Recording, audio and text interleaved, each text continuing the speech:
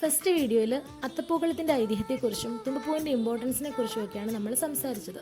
ഈ വീഡിയോയിൽ ഏതൊക്കെ പൂക്കൾ ഉപയോഗിച്ചാണ് അത്തപ്പൂക്കളം ഇടേണ്ടതെന്നും ഇടേണ്ട രീതിയെക്കുറിച്ചുമാണ് നമ്മൾ ഡിസ്കസ് ചെയ്യാൻ പോകുന്നത്. പൂക്കളം ഇടേണ്ട രീതിയും ഉപയോഗിക്കേണ്ട പൂക്കളും ഓരോ സ്ഥലത്തിനനുസരിച്ച് വ്യത്യസ്തമാണ്. ആദ്യം തന്നെ നമ്മൾ പൊതുവെ ഇടുന്ന ഒരു രീതിയും ക്രമവും ഞാൻ വ്യക്തമാക്കാം. അതിനുശേഷം നമുക്ക് ഇതിലെ വ്യത്യസ്തതകളെ കുറിച്ച് സംസാരിക്കാം. അത്തം മുതൽ തിരുവോണം വരെയുള്ള 10 ദിവസങ്ങളിലാണ് നമ്മൾ പൂക്കളം ഇടാറ്. ഇതിൽ ആദ്യത്തെ ദിവസം അത്തം നാളിൽ നമ്മൾ തുമ്പപ്പൂ മാത്രമാണ് പൂക്കളത്തിൽ ഉപയോഗിക്കുന്നത്. ശിവനും ശക്തിക്കും സമർപ്പിച്ചുകൊണ്ടാണ് തുമ്പപ്പൂ ഇടുന്നത്. രണ്ടാമത്തെ ദിവസം തുമ്പപ്പൂവിന് ശേഷം മുക്കുറ്റിയാണ് ഇടുന്നത്. ഇത് ഗണപതിക്ക് സമർപ്പിച്ചുകൊണ്ടാണ്. മൂന്നാമത്തെ ദിവസം ഈ പൂക്കൾ കൂടാതെ കൊങ്ങിണിപ്പൂവ് അഥവാ ഒടിച്ചൂറ്റിപ്പൂവും കൂടി ഇടുന്നു. ഇത് ശിവന് സമർപ്പിച്ചുകൊണ്ടാണ് ഇടുന്നത്.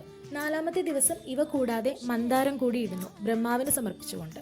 അഞ്ചാമത്തെ ദിവസം പഞ്ചഭൂതങ്ങൾക്ക് സമർപ്പിച്ചുകൊണ്ട് ചെമ്പരത്തി കൂടി ആഡ് ചെയ്യുന്നു. ആറാമത്തെ ദിവസം മുരുകന് സമർപ്പിച്ചുകൊണ്ട് ശംഖുപുഷ്പവും.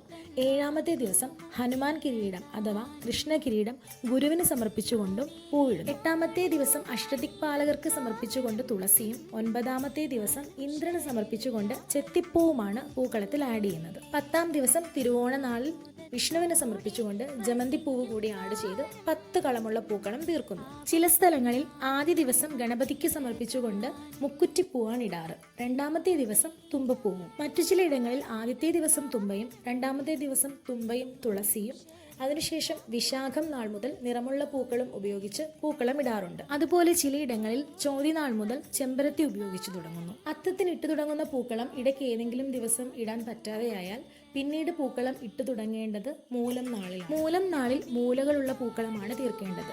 ഇത് ചതുരാകൃതിയിലോ ത്രികോണാകൃതിയിലോ ഒക്കെ ആകാം. മൂലം നാളിൽ ഇപ്രകാരം 2-ലധികം പൂക്കളം ഇടുന്ന സ്ഥലങ്ങളുമുണ്ട്. 5-ാം ദിവസം പൂക്കളത്തിന് കുട കുത്തുന്ന ചടങ്ങും 6-ാം ദിവസം പൂക്കളത്തിന് 4 ദിക്കിലേക്കും കാല് നീട്ടുന്ന ചടങ്ങും ഏറെ പ്രധാനമാണ്.